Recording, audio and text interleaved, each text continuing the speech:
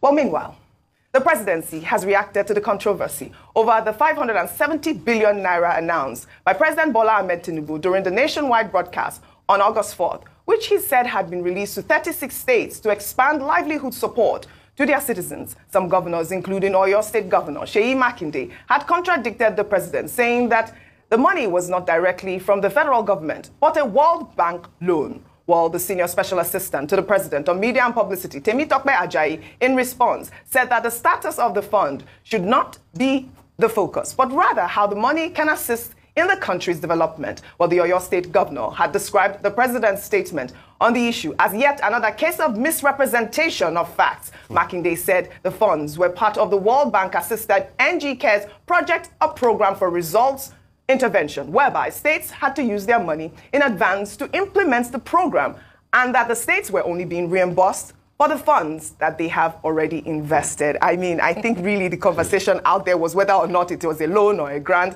The presidency has come out to say, yes, so it is a loan, that they've agreed with Seyi Makinde, but that, you know, what are you people doing with the funds? But that's really not the issue. It is the semantics of how it was announced. My brother. Yes. Ajayi. I disagree with you. You know you're my brother. Yeah. We chat a lot. My friend, I disagree with you totally. How did the president announce it?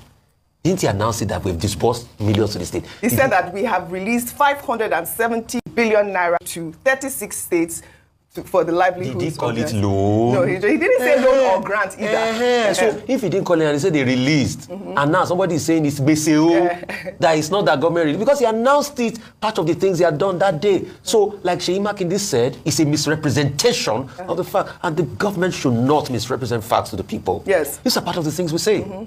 They should not misrepresent facts to the people. It's good we clarify that it's a loan. Yes. Because, you know why I'm also disagreeing with my brother? Yes. It's because the conversation was now skewed around.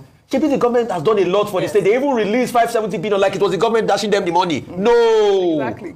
It is a loan, so we need to get the facts from the World Bank. And Gbese will be paid back. No Gbese can go forever. So, now that we've cleared that, the question is, what are we now doing with the money? I see some states now, all of a sudden, days who have woken up, they're beginning to show. I think Kaduna did his, or your, I know, Ogun even, I saw it in the paper this morning, Ogun too did theirs. They are sharing fertilizer and everything. Please, you must account for every fertilizer shared. It must get to the end farmers. It must not be shared based on the fact that they're your party members or party surrogates. It must be to the people that can use it for productivity. And we must audit the fertilizer. The state must also tell us how much was spent on buying the fertilizer.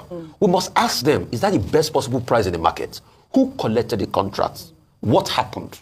We need to know these things, because that money is a debt. Yes, it is a debt. Well, like Oyo is claiming that it is, a loan that is being reimbursed. He's saying that they presented their project to the World Bank, and the World Bank gave them the loan, so they had already invested their money.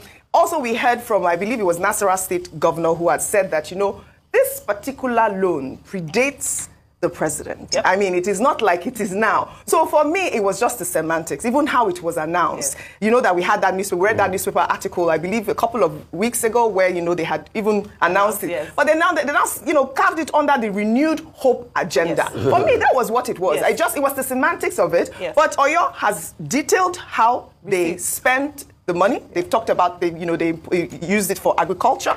And we also see the Kaduna State Governor, Uba Sani, who on Monday commenced the distribution of 500 trucks of fertilizer to smallholder farmers across the 23 local government areas of the state, marking the largest of such distribution in the history of the state.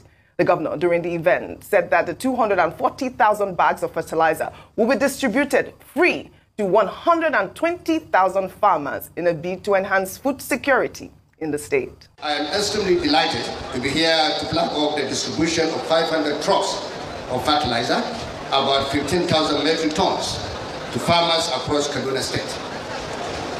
240,000 bags will be distributed to 120,000 smallholder farmers free.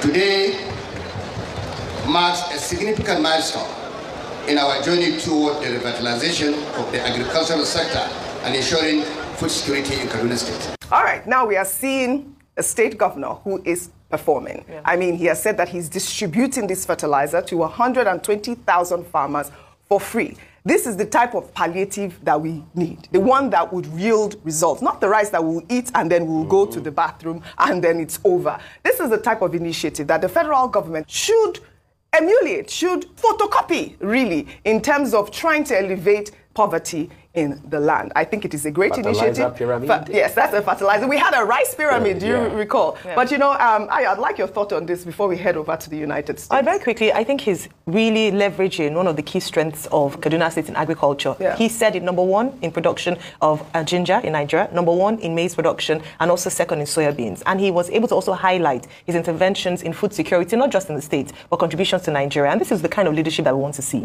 especially practical interventions in real problems that Nigerians have. One of the things that the protesters had talked about in the End Bad Governance protest was food security, that people were hungry in the land, and also an ability for people to be able to earn money, you know, also economic security for a lot of people. So we want to see things like this. So I talked about that. You're making all these big announcements of interventions that have been made, but people are saying they're not seeing it. It's not touching them. Yes. But this is a clear show of leadership, that not just are they doing this, but they're able to show where it's going to. And hopefully we will also be able to measure the impact of these fertilizers being given to the farmers. But very importantly as well, if they're going to tackle food security in Kaduna, then security, and this is where the federal government comes in. Absolutely. Security, but food, kudos to Governor Ubasani, fantastic work there, and hopefully we'll see the impact of it. I mean, we need to see more state governors. But you know, also your Yemi Ajayi, what is his name? The presidency, Rufai, had said, Temi Tokwe Ajayi. Say Yemi Ajayi is our guy. Not Yemi Ajayi is our guy.